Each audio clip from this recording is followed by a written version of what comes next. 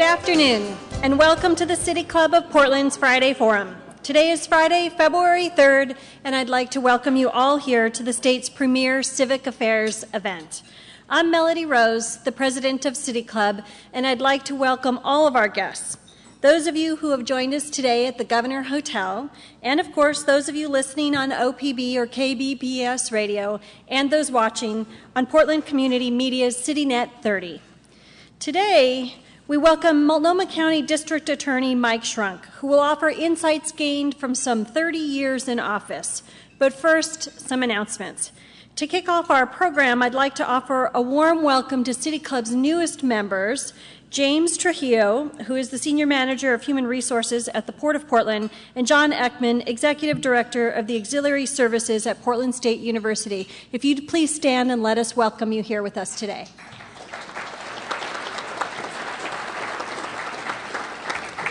City Club's corporate and media sponsors make all of our good work possible.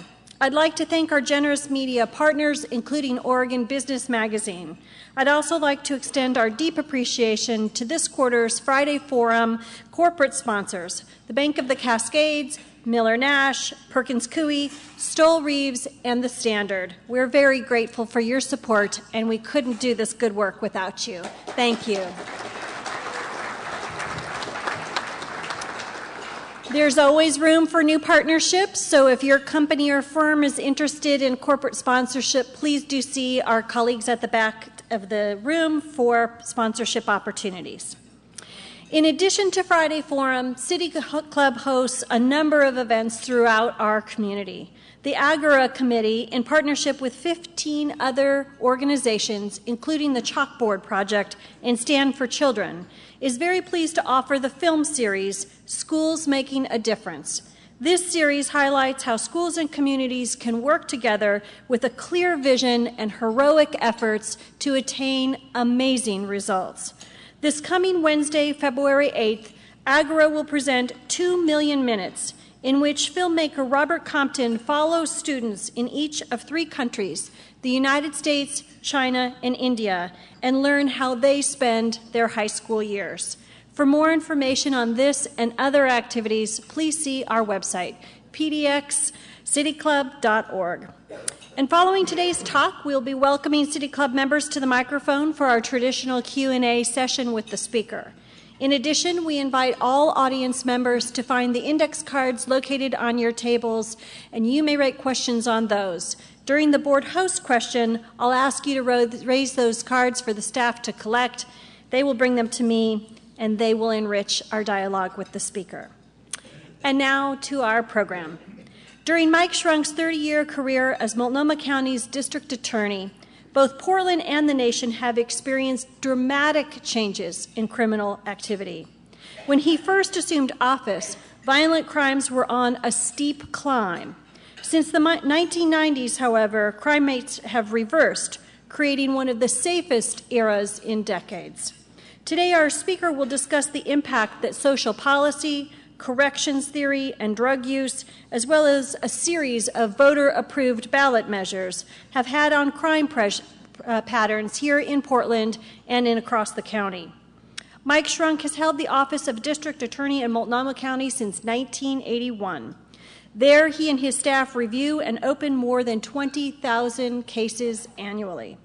Prior to his career prosecuting criminal cases for the county, he was in private practice where he represented plaintiffs and defendants in civil litigation and defended criminal cases. Mr. Schrunk has been a leader in several innovative justice initiatives, including Portland's Community Court Project, which offers alternative to incarceration for misdemeanor cases. Mike currently chairs the Regional Organized Crime Narcotics Task Force and is a member of Multnomah County's Public Safety Coordinating Council. He was recently awarded the Multnomah Bar Association Professionalism Award and a 2011 Spirit of Portland Award.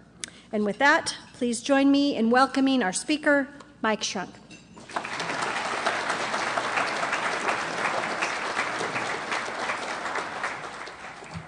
Wow. You know, I got a call, and I thought I was just going to appear at one of the City Club study groups, you know, the noontime where you get a sandwich and they ask you, do you think drug treatment's good or what? And then I followed up and found out what was expected, Melody. Let me, first of all, warn you, there is a handout, and I think some of them are on the table, and there's some in the back. If you didn't get one, you ought to get one because it's kind of startling.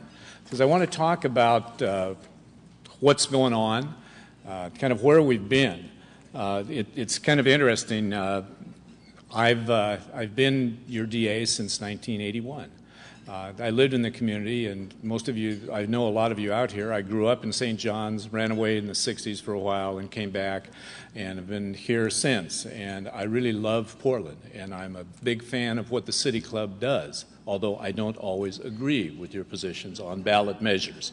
Nor do I think everyone does, and that's healthy. I've always thought controversy was healthy in a community. But, you know, I think we ought to put things in perspective. And if you take a look at this chart, the front part of it, it's by year. And you're going to see where a crime has spiked, the years, and then you're going to see what has taken place, programs that have gone in place. There's also demographics that are not really represented there, but we've had an aging of the population. I see Chuck Duffy out there. I sat with him, and he was working for Mayor Budd at the time, and I pointed out to him that, boy, they really spiked during your mayors. And, of course, we had a nice conversation, but that was when crack cocaine was going crazy around here. But I've had the privilege of working and watching the crime rates go up. You know, you look at the overall violent crime rate in 1980, you know, you had 1,300 per 100,000. That's a lot. You know, you jump down today, without looking at the chart, you've got 541 per 100,000. Now that's a big swing. That's gigantic. And that's not just all people not reporting. That's something positive that's going on in our community. You know, and what is it? Is it because we've got more policemen? Is it because we've got better DA, that we've got tougher judges or more jail cells? A combination. But I think it's a lot of work that's gone on in the community by community groups. And I'm a DA, and of course I'm supposed to be in there and pound my fist and say lock them up. But I think you ought to keep in mind that the fabric of public safety is much more than when the policeman arrests until the judge sentences them off and they go down to prison. The fabric of public safety starts. It starts very early in the community. And I think that's what we all ought to keep in mind when you think, how do we get ahead of the population? How do we get ahead of the wave of crime? How do we get out of it? And how do we look to the future? And that's important. Well, let me tell you some of the things. I've worked with 8 sheriffs since I've been there. I mean, that's a lot. One person twice, Bob Skipper, as you know, got recalled to come back and fill in and be sheriff. I worked with, now this ought to blow your mind away. I've worked with 14 different police chiefs. Now, that is amazing. And that means what happens? Police chiefs are important, but they tend to get sacrificed. They tend to move on. And each one I've worked with has had really strong points, and good things went on. And that started with Bruce Baker. Some of you probably weren't even around when Bruce was here. And we've got Mike Reese now, and Mike's a great person. And all of them have good ideas, but boy, do they have their hands full. And that is, it's a tough job. You don't really call the police unless you got a problem. And problems don't always get resolved like you want them to happen. I've worked with 5 different mayors, and that's interesting. And watching, each mayor wants to do the right thing for the right reason. And that's difficult. That's difficult when you're dealing with public safety in a community. How do you do it? How do you deploy your police department? He's got other things to do. They all have other things to do. They have all other agenda items. So our candidates for mayor, we've got an election coming up. It's going to be crucial. Public safety is important. And our elected people have got to pay attention to public safety, but it ought not to be the end-all, be-all things that go on. There's other things to keep a vibrant city alive and keep it moving and keep it progressing. There's good things going on. District Attorney's Office, when I started, we had about 3,600 cases we filed, felony cases. Last year, we filed 4,600 cases, felony cases, misdemeanors, the minor crimes. And, of course, you all know what minor crimes are. Of course, a minor crime to me is when Barnes is the victim.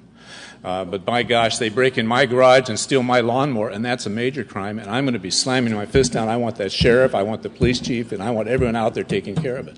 And I suspect that's what a lot of you are like. It's okay. Barnes must have insurance. We don't need to worry about him. Don't send someone out there. But misdemeanors are important. Misdemeanors are the ones that are going to touch most of us. That and the property crime, someone using your ID somewhere, or when you foolishly wrote that PIN number on the back of your Visa card. Those are the ones that touch. And I should ask for a show of hands, but I won't. I don't want to embarrass you, and I know some of you have been. So it's important. The quality of life, the fabric that we spread across this community in public safety is very important. It starts very early. It starts at birth, and it comes up through the school system. And on that that handout that I've put on you see the graduation rates.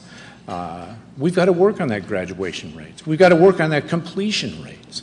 There's a lot of things that we can do better, and we've got to keep working on it. We've got bright young men and women. We've got bright old men and women, and they've got ideas, experience and new innovation. We've got to coalesce together, and we've got to be able to do things. We've got to be able to take chances, and I'll talk a little bit about the programs that have gone on. Let me tell you about the DA's budget. I'm not going to whine because I see one of my commissioners sitting out here. It's just one, and it's the commissioners. They basically fund the DA's office. My salary is paid by the state. They pay for 36 elected DAs, and then they foist off on the commission the jobs of funding their local district attorneys. So we go for budget hearings. We also go before the city council. Last year, when I started, we had about 10% of the budget was funded by other than county operations. This year, we'll have 26%. Grants, the city, Commissioner Saltzman, the city has stepped up, and we'll talk about a couple of programs that they've done. And I'm not trying to, curry favor with any of the commissioners or anything now, but just to point out that it takes everyone coming together. Multnomah County is not totally the City of Portland, although we affectionately refer to the City of Portland's public safety group as the 800-pound gorilla in the room.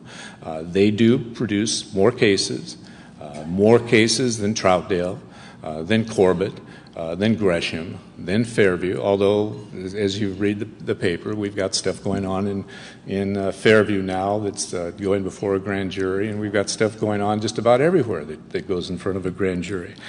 But it's really important to remember that public safety stretches over the entire community and what we do, and it stretches down to the legislature because it is so important how they fund. I see Carl Goodman out here, works for our Department of Community Justice, and he's one of the leaders in there. But his agency, and Scott Taylor, money comes from the state and goes back down to the county, and the county has to deploy that money, and the county pays for anything additional. And they're responsible for a lot of probation works and a lot of programs that do a lot of good. Well, case issuing. We've done a lot last year. We did our statistics, and it's the stuff. It's shocking. But some of the innovative things that have gone on. Everyone they worry about. Well, what is the murder rate? How many homicides did you have? When cops go around or DAs go around to meetings, and they say, well, How many murders did your jurisdiction have last year? Well, when I started, we were talking 60, 50, high, I think we got near 70. Last year, 29. That's pretty good. So the other thing, and in deference to my good friends in the media who always, are nipping at your heels, if it leads, it bleeds. And come on, with instant communications, you get the tease on your going to bed TV. It says details at 11 if you can stay awake that long. And you don't know if the fire's in Maine or if it's in Bermuda or if it's in your backyard. But you see flames or the shooting. Well, we all get that. We all figure out that a lot of that is right here. And we've got crime out of control. Crime is not good, and I'm not preaching, tolerate it. I don't want you to tolerate it. I want us to keep going the direction we're going. But it is not as bad as a lot of people think. Now, although, on the other hand, turn that over and look at that blue chart where I have gunshots fired. Those are reported shots by the Portland Police Bureau, not policeman shooting. Yes, I just about misspoke myself, didn't I? But take a look at the gunshots firing. Even those are down. Now, these are reported shots in the neighborhood. And you hear bang, bang, bang, and my gosh, there's a gang war going on. Well, sure, they're shooting. There's a lot of shots fired. The low number that we have down there for last year's shots fired, the graph's going the right direction, but that's way too many. You've got too many guns on the street. I am not anti-gun, although I support good, stiff gun regulations. We ought not to be carrying around, and packing unless you've got a permit or you've got a good reason for it. But there's a way that we can get along. And the people that are causing the trouble with the guns, they're never going to get a permit. So again, ban the gun? I don't know. But you ought to be aware. These are the things that drive us. Well, let's talk about some of the innovative things that go on. And drug impact area, a controversial thing. I think the City Club either discussed it or just about took a position on the drug-free zones. I know the City Council did. And I think that was a little bit, intentions were good, but I think on the drug-free zones, they got going the wrong direction and didn't keep good statistics. Now there's a drug impact area. And I think that's important to remember. Big things going on. Most drug dealings in 3 areas, downtown, Old Town, Chinatown, Holiday Park, in the downtown area. Now, who would be dealing drugs down there? Well, drug sellers. Where would people go to buy drugs? Where the drug sellers are. So we had a confluence of all these people going down.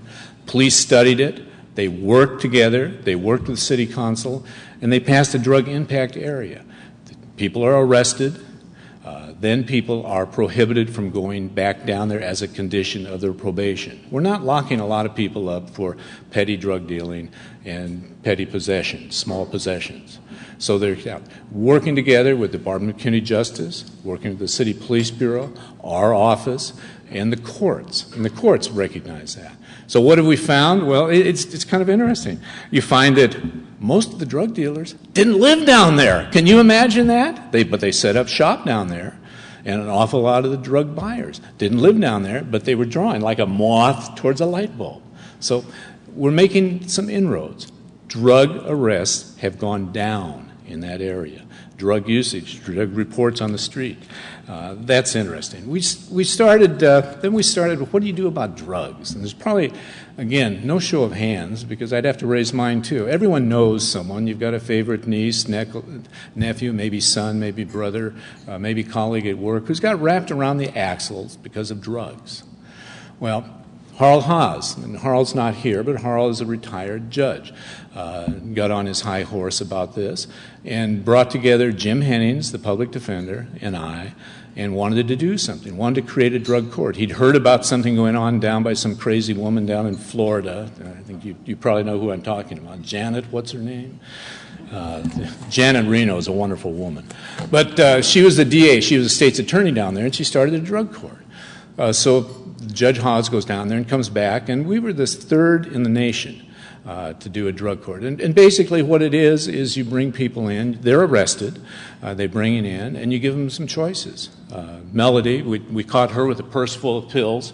We bring her in, and we make our discovery to Jim Hennings' crew, and here's the police reports. God looks at Melody and said, "Oh, you're dead in the water. You're going to have a felony if you get convicted." Then the judge says, "Have we got a deal for you, Melanie? If you will go to drug treatment, outpatient treatment, and you will graduate from it, we will dismiss this case completely." Good deal? You bet it is. Does she take it? Most people did. It's a wise thing to do. Did they graduate? Not all of them, about 60%. You have some successes in there. But the dismissal at the end, at that time we were at the throes of drug problems in the city, and I know, oh my God, I'm going to have to dismiss over 1,000 felony drug cases. I'm never going to be elected again. The DAs around the state thought, oh, that liberal guy up in Portland, Schrunk's crazy. And we stuck with it, and we argued. Boy, we argued. We sent him off to acupuncture treatment, a lot of UA testing, but it started to work. Today, there are over 3,000 drug courts in the United States. People finally thought, what a waste to lock these people up. What an inordinate expense. Someone from Portland State, one of the criminologists up there, said that in the 10 years we saved over $70 million in costs. Jail room costs, jail bed costs, social service costs. Do they work? Do they stay crime-free? No, not forever. Some of them do, and that's a victory. Then I'll tell you a cute story, because we have these graduations. And the graduations, they're nice. We go out and we hit up the private sector and say, will you give us a coupon for pizza? How about a Subway sandwich? How about this? How about that? And we give a little certificate, and the public defender and the judge will sign it, and we shake their hands. And you had drug-free babies born. Women would get in the program and deliver a drug-free baby. And that's a real victory for this community, dollars and cents. But we were at a graduation, and Jim Hennings, the public defender, and I were there, and this guy started coming up, and he was carrying a kid, baby, and he had an attractive woman with him, and and then he had an older couple. He said, "Mr. Schrunk, I want you to meet my parents, and this is the woman I'm going to marry, and this is my baby, and I haven't been drug free, I haven't been off heroin. It's been over 10 years." God, everyone's perked up and looking at him, and then he turns to me. Now, remember, he'd been in this program for 13 months. And he looked at me and he said, "And Mr. Schrunk, I haven't committed any real crime for almost 6 months now." Well, you can imagine my buddy, the defender, is like this, just turning away. He wouldn't make eye contact with me.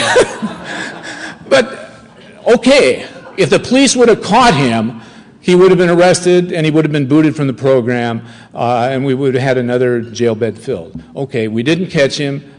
He got through, and he was 6 months crime-free. I don't know what he's doing now, but there's some real success stories. We just celebrated our 20th year, an anniversary, 20th year of drug court. That's a real success, and that's because the system was not afraid to take a chance on a new program. And I think that's good. Now, are all the programs that we take chances on good? Well, some of them are better than others. We've done other good things. Julie Franz, Judge Franz, former public defender, president of our Bar Association at one time, excellent judge, has really ramrodded a mental health court. We have a lot of people that get recycled through the sheriff's jail. A big expense. We nickname, sometimes they're called frequent flyers. We had one woman who was like 80 times in a year. Now, booking, arresting, just the act of arresting someone and putting them through for quality of life, petty crimes on the street. But mental health problems. So we've got a mental health court that's going. It's getting up. It's getting up and running. We've had 15 graduates, and their goal is to hook them up with the right mental counseling, with the right medication, monitor their medication, social services, keep them out of trouble. And that's important. Misdemeanors to violation, something very controversial. We went through horrible budget cuts in the county. Things that you wouldn't ever think you'd want to do. So last budget, or the budget session, I thought, well, we're going to take the cuts in misdemeanors. I've always preached TCB, take care of business, take care of the murders, rapes, and armed robbers, the violent crime first, and then start working down. And so we went through our list, our litany of misdemeanors, and we decided, here are some that we can reduce to violations. Much like Barnes is handy. So what's much like the jaywalking ticket Barnes pays when he cuts and crosses in front of his office now on NATO Parkway, right? But so we reduced them. We reduced a large number of cases. Commissioners knew about it, and they kind of grimaced and said, "Oh, what are you doing?" But it wasn't picked up. No complaint from the public until October. Now, budget went into session. We started at July 1, August 1, September, October. 4 months later, some reporter found out about it, and boy, there was hell to pay. That big thing, and I thought, well, what? Was there a difference? No, there wasn't any difference. Our misdemeanor went down 25%, and violation procedure went up 25%. Quality of life, not really affected. Best thing to do? Probably not, but maybe, just maybe, we've backed into a good procedure. We also, the other thing you should know, we created something called a community court. Now, this took a lot of work. And a community court, now what is a community? We started out saying we're going to move the misdemeanors and some of the violations out to the neighborhood, and we're going to get in what we call the restorative justice model. The sentence is going to be out there, and they'll do something to help the neighborhood, whether it be a community garden or be something else, pick trash, sweep sidewalks, take care of pruning and gardening work for the elderly in the community. Well, we went out, and first of all, then by now I've learned that I really don't want to start anything crazy without getting the public defenders involved, because they'll scream about it. So we got the public defender involved, and we got a citizen advisory board, and they met and met and met, and we finally opened the first one in the King Center. This was actually, we went out and we got a judge. This was when the courts were a little bit financially healthy, and they could send a judge out there. And we had a judge out there.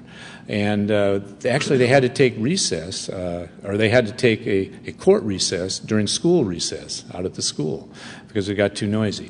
But we ran a lot of violations and misdemeanors through community court. Quality of life crimes.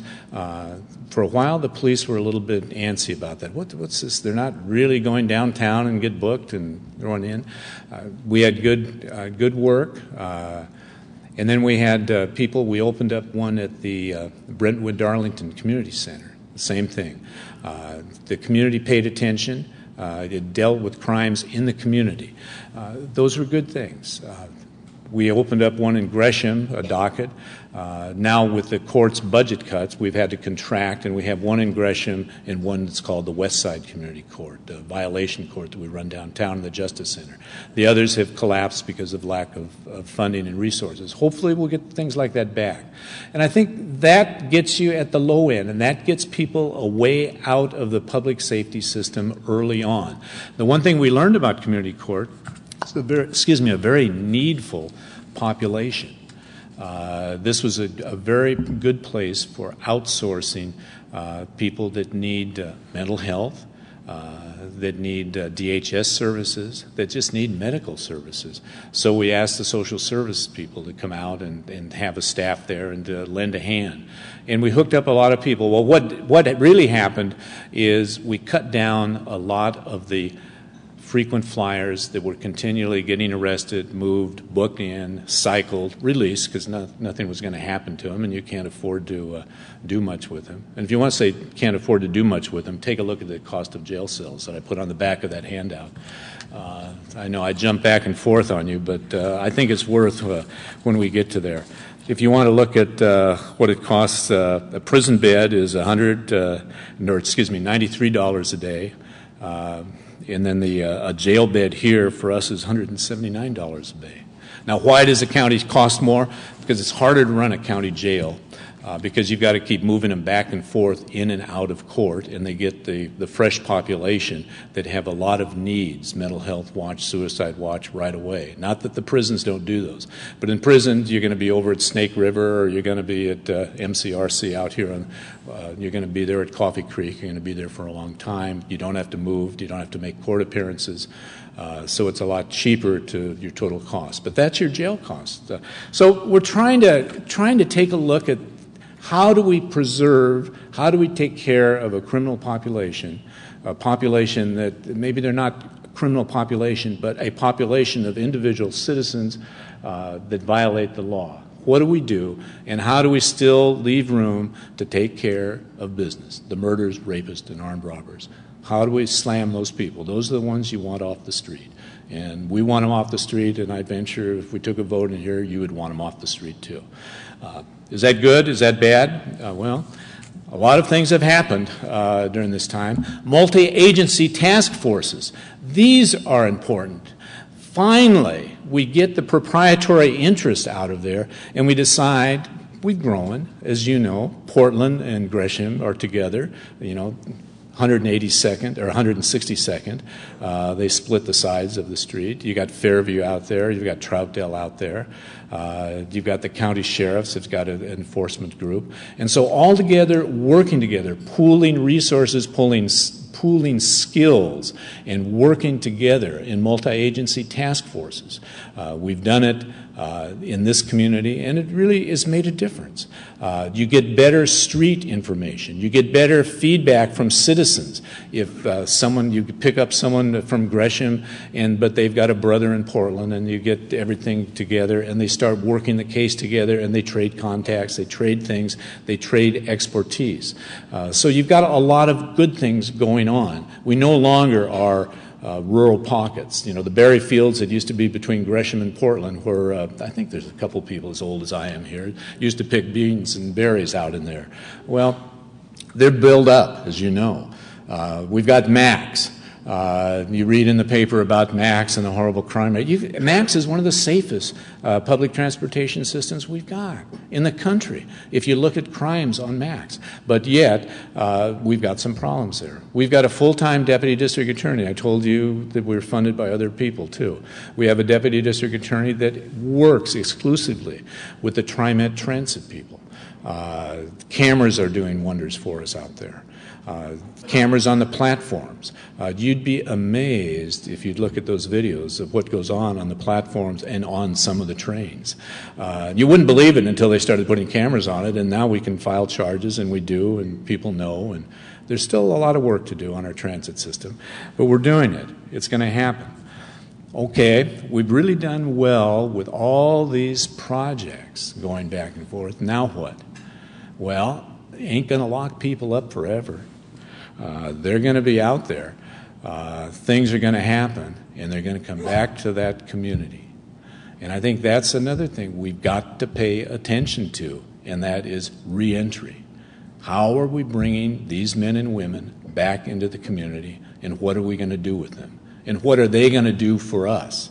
What ought to be our goal? Our goal ought to be, I can start sounding like a social worker. Honest, I'm not. But we want to get them to be taxpayers. We want them to be good citizens. We want them to have a job. We want them to be part of the community. So Project Reentry. A lot of individuals are doing it. The state's doing it, trying to work on integrating the offender back into a way of life. And that's crucial. At a local level, again, the public defender and I being an old Marine and some other people, we started doing what we called Operation Stand Down.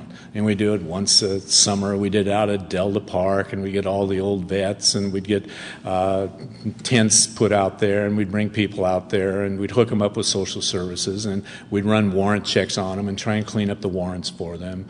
Then we thought, well, okay, we got to expand it beyond the vets, and then we went out and we did surrender days. We had a problem with one of the police chiefs wouldn't go along with the surrender days, so we had a little gap in there. But we set it up on the Justice Center, and we had people out there, and the deal was if you come in, if you think you got a warrant out, we'd run the warrant.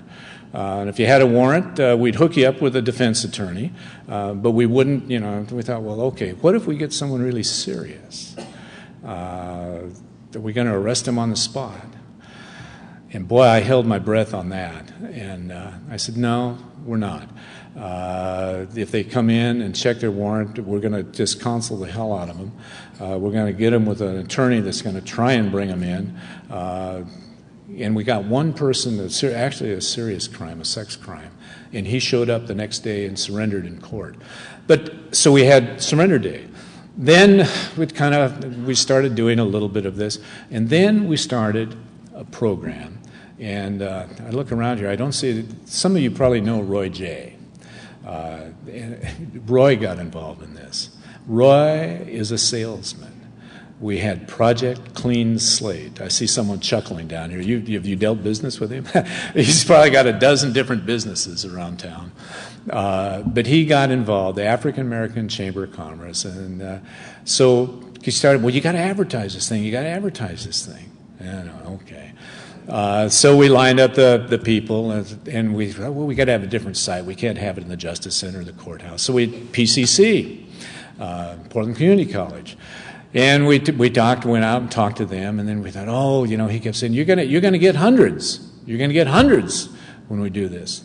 Well, then we better get prepared. And we want to clean up the minor crimes. We want to run a court out there on the weekends. We want to have the DMV people out there. We want to hook them up with some social services. We'd like to adjudicate them and just take care of business as we can.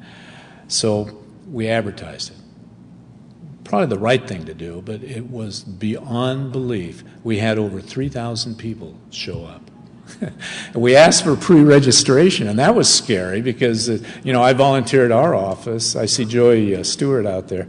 Joey had to run not all 3,000 of those background checks for us, but her staff did. So we ran, and some of these were heavy hitters, and a lot of them were just people that got caught up in the system and ground in the system. So I got out there at 7:30 a.m. on Saturday morning. Now, I thought I was going to be early because we told them we'd start at 8:30. The line was already around PCC. And it'd wait until after dark that night. It was amazing. 3,000 people showed up. We had one judge on call. We had to call in two others. Dale Kosh, some of you know Dale is retired now, but Dale used to work with us, but Dale was the presiding judge. He came back from the beach. We called him. He came back and set up court in one of the classrooms. And we started taking care of the traffic things. We had DMV people working, getting people's driver's licenses back, getting people hooked up, getting them on the start. We have now, we've institutionalized Project Clean Slate, and we've got people coming in once a month. Now it's about a year-long program. They're paying something. They have to go through some classroom work.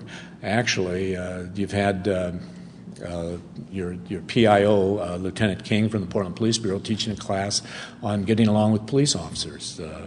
And I think he's just, I mean, how many of you can get along with police officers?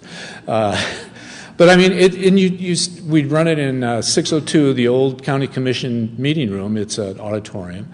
And we've got a waiting list of people to get in there.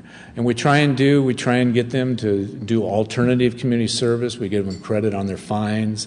We try and get them a license back. They have some financial management classes there. So you've got good things going on.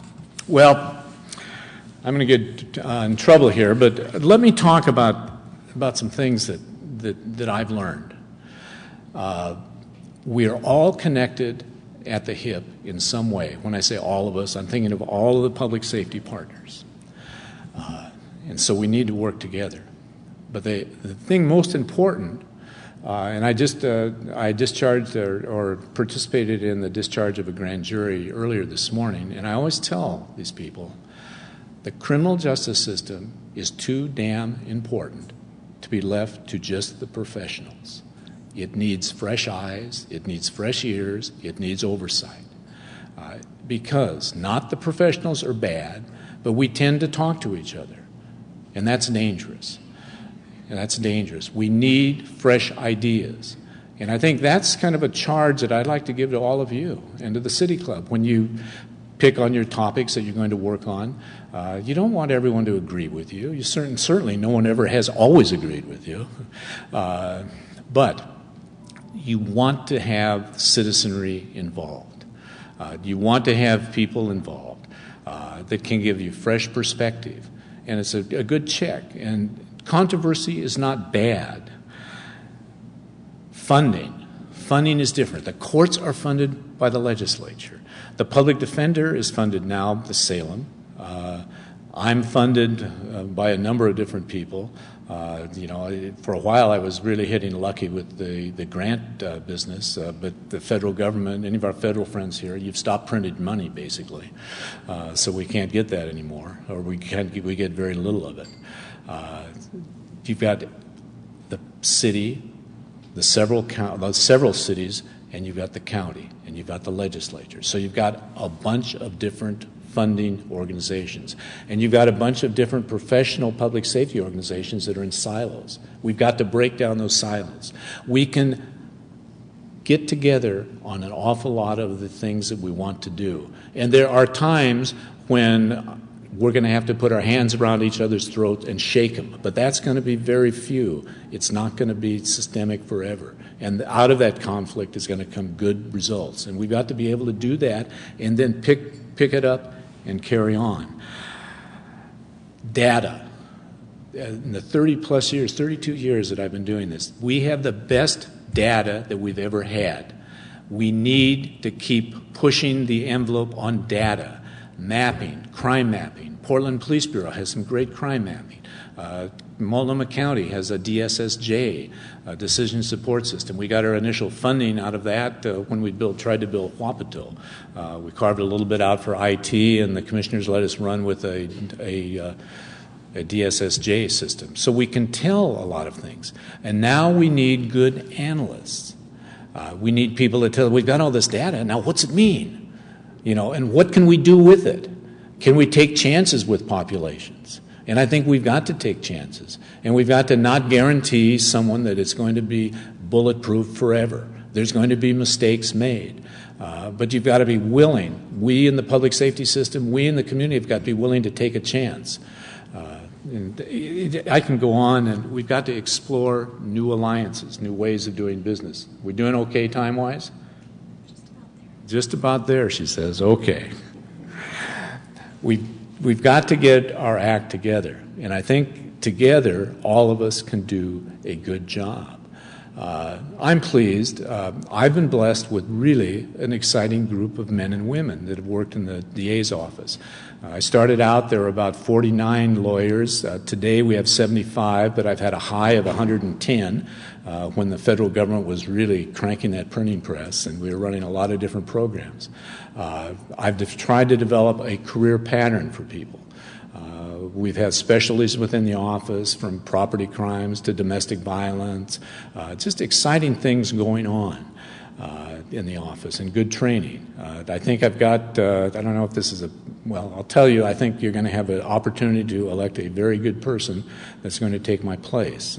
I lured him out of the University of Oregon when he was a law student and whipped him into shape, and he's done a number of different rotations for us. In fact, he's had 2 rotations in probably the most difficult unit, high burnout unit, and that would be the DV, domestic violence unit. So there's a lot of good things going on, but don't back out on us. Stay connected, ask questions, and there's really no dumb questions, but there's a heck of a lot of dumb answers that you're going to get.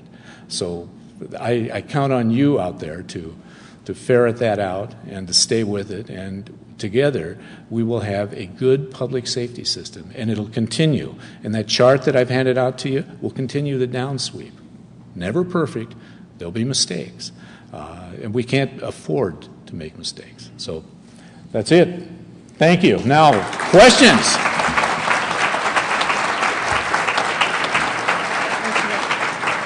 Thank you very much for your presentation. And now those of you who have index card questions, please be sure to raise them high so the staff can see them and come around and collect them, and I will read some of them.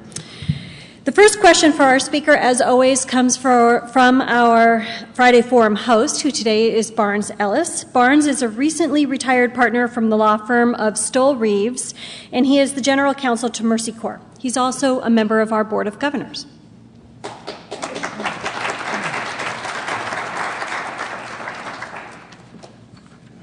So, Mike, on behalf of the whole community, we want to thank you for your service. It's really been outstanding.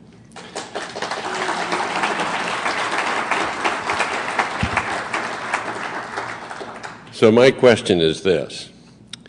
In 2003, the year of 5 special legislative sessions, each cutting more from the budget than the last, you did something totally without precedent.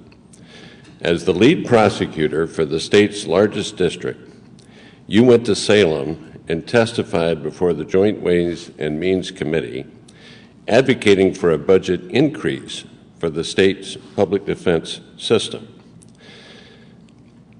The very lawyers your lawyers square off against every day. Why? No, I was not drinking on the way down to Salem. The one thing I've learned is that we're not going anywhere unless we have good, solid defense. I really believe in those 10 things at the end of the Constitution, and I know I get accused frequently of trying to get away with them, but I think really representation in the public defense system, we have a premier public defense system. We've had a lot of good men and women go through the system in the state, and I think it makes us better. And as I've said, I think I said in the address, Barnes, one of the things I learned when I'm trying to start on one of these foolhardy projects, like a community court or a drug court or DV stuff, is get the defense involved early. Find out where things are, and I find out we have more things in common than we do differences. Now, I've spent the bulk of my adult life prosecuting people and sending crooks to jail. Okay, thank you very much. I'm going to turn to the floor for questions, but before I do, I wanted to announce that City Club will post the handout that Mike gave to all of us on our website as a PDF. So those of you listening can, of course, access the information there. So now we'll turn to questions from the floor, and as always, members are invited to the microphone to ask their question. I would ask you please to identify yourself as a City Club member and ask your questions in under 30 seconds. Win Wakala, City Club member.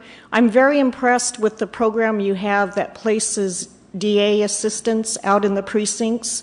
I'm thinking of like J.R. Ujuzwama. Can you please talk a little bit about that? Happy to, and I'm really proud of that. Good question, and I didn't plan it. There's a history to this. We have now 8 prosecutors out in the community, and it actually has become a national movement. And they will come out and study what goes on in Portland. Now, I got to tell you, it didn't all start that way. If you recall, Charles Moose at one time was your police chief, but before that, he was a lieutenant. And before you all had shopped in the Lloyd Center, it was not covered. Melvin Simon was going to cover the Lloyd Center. Some of the developers were going to develop the east side, and the police ran the stats, and it was a high jack roller, high car clout, high prostitution area. We thought we were going to build a convention center there, and what are we going to do? So they started having some committee meetings. They started the next thing. I had to go to so many meetings that I asked a person by the name of Wayne Pearson to go. And he said, God, boss, I've got other things to do. And then I went to the business people, and they said, well, we'll help pay for a lawyer if you'll help us get organized over here. And so that led to we sent him over there with a laptop and a seized car. And he parked on the street, did a lot of work. And is anyone here from Willamette Week? Oh, okay. Well, they did a hit piece on us because the BID, Business Improvement District, was paying part of Wayne's salary. And so they had a big headline, Justice for Sale. And I thought, oh, Lord, I'm never going to get elected anything again. I'll get run out of town. I'm selling justice. And I checked to make sure I wasn't doing anything corrupt. And I didn't get one complaint, although I got 2 large businesses called and said, could we buy one too? I promised the commissioners that I would put one in an entirely residential area, and the next one went in a residential area, and it was a success. The idea was to get ahead of the curve before things erupt into a big problem. And I think we've been successful, and I really thank you for that question. We've got one out in Gresham. Well, we've divided them up, and in budget times I pull them in and make them do double duty. They spend a lot of the time issuing some of the cases. But I think it's paid dividends for the community. And it's paid dividends for the officers out there, the Portland police officers, the Gresham, the Troutdale people, the deputy sheriffs that are having to answer calls because they have on tap, in pocket, a deputy district attorney. And the other thing is, why a lawyer out there? And the answer is because they can make lightning strike. I don't send new lawyers out there. I send lawyers that have been with us about a couple years. They know how to get a grand jury indictment in a hurry. And they've got connections in the office. So if there's someone that's really a bad actor out there, they can get that indictment, and they'll follow through and make sure that that case is handled properly. Maybe they'll come in from the city or from the hinterlands, the provinces, and actually try the case to a jury and make sure that person gets the problem taken care of. So thank you. Chris Andre, City Club member. Thank you for your words. That was, I like that.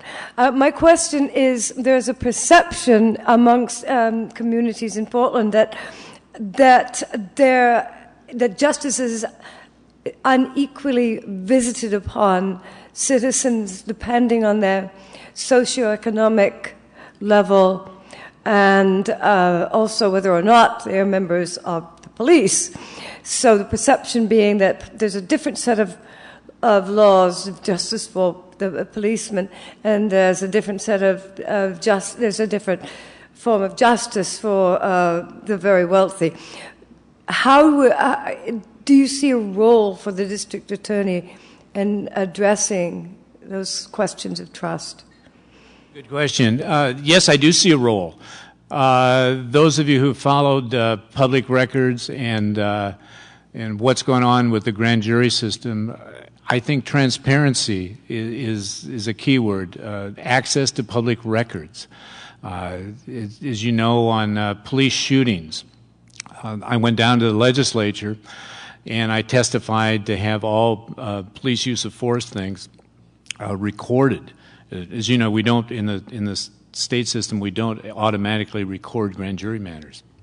And Avil Gordley had a bill, and I went down 2 sessions with Avil trying to get that passed. The last session, I testified before the committee, and then the president of my association got up and testified against it. We're friends, and I have great respect for him. And he said, "Hey, it's a Portland problem. You're not going to saddle the rest of the state with that." Well, it's not. And I think everyone's just, one incident away from having the same problem we did. I believe in transparency. I believe in openness, and I believe in training. There should not be a different standard. As you know, we've indicted doctors, lawyers, and on through whatever they've done. But we also, in fact, we've got 2 matters going with the grand jury. If they return something, indictments, there'll be charges, and it'll go the normal way. If they don't return something, we've already done the orders to have a court reporter, and you guys can help me out, figure out how we're going to pay for that. The mayor's paying for the city one, and the mayor of the other city's paying for the court reporter of the other one we've got pending. But those transcripts will be posted on the web, and they'll be released to the public. And I think that's healthy, getting daylight to a lot of the decisions that are made in the public safety system. I'm going to take a question from Bell's next. Why is there an increase in women and girls in prison or having trouble with the law, and what can we do about that trend? The question, let's see. Within the last 2 or 3 weeks, there was a Willamette Week article, and we got a lot of questions about that. Interestingly enough, we ran the numbers.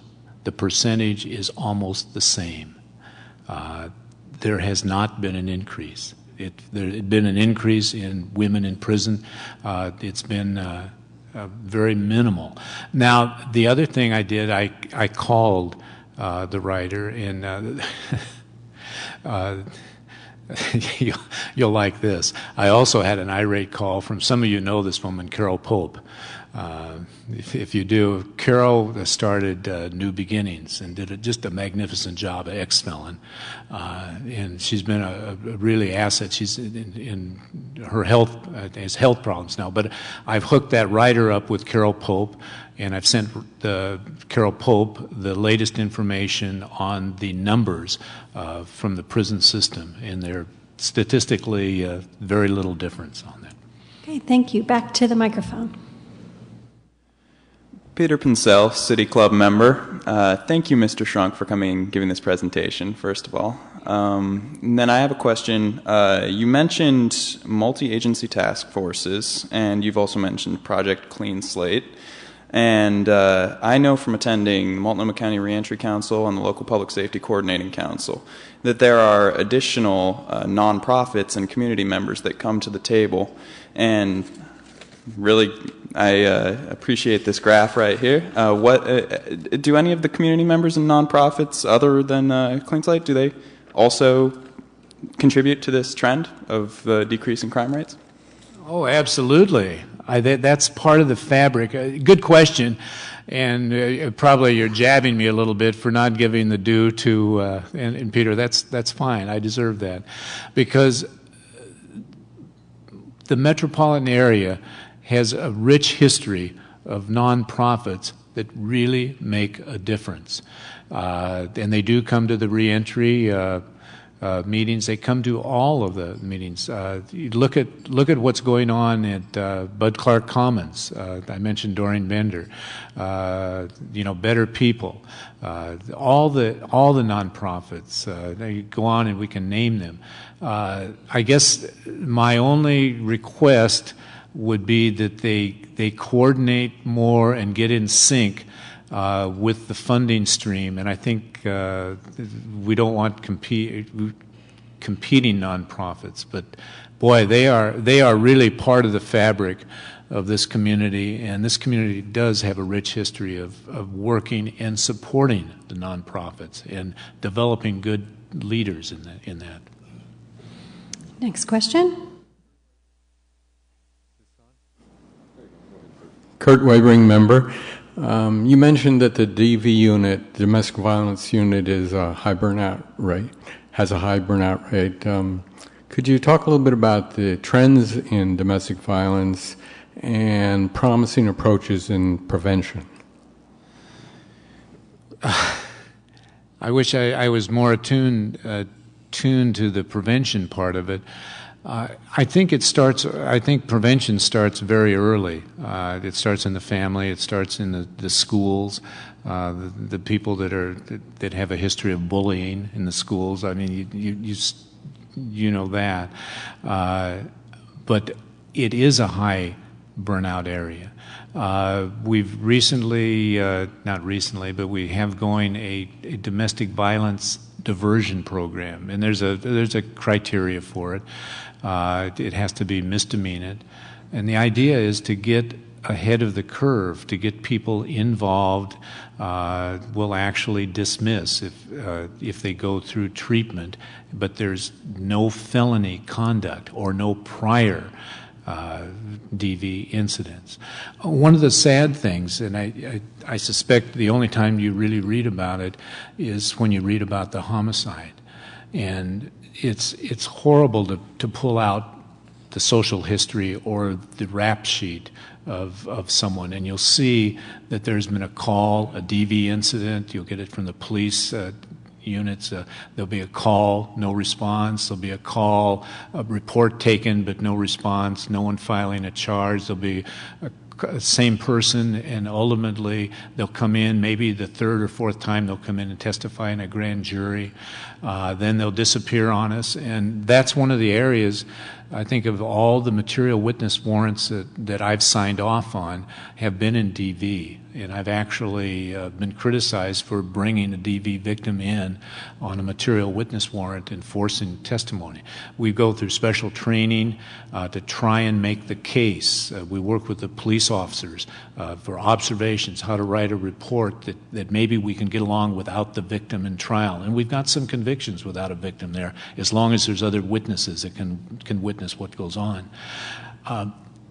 All this leads up to the tragedy of DV homicides. Someone waiting, at the place of work for the wife, and it's usually the woman. Although every once in a while I'll stick my head in the DV office and I'll see a guy just the jaw wired to shut, or patches all over, and he's gotten beaten too. But that's a minute percentage. It's got the way we treat our partners, the community, and the support we give them. Those of you in the workplace, you should have plans for that. There's instruction on that. Those are the things that are going on. Let me expand on your question. There's 3 areas that I don't think we're doing as good a job as we should do. And you can tell me what they have in common. One is DV, one is child abuse, and the other is getting near and dear to my heart, and that's elder abuse. Now, what do they have in common? Access, and the people that we should really be taking care of and treating properly. Our partners, our elderly, and our children. And that is the difficult area to get into. On that note, I'm afraid we've run out of time for further questions, and we'll have to stop for today. Please join us next week when Robert Liberty will be with us to discuss what Oregon can do to achieve global prosperity and environmental sustainability over the next 50 years. And as we close today, please join me in thanking our guest today, Mike Schrunk, for being with us. We are adjourned.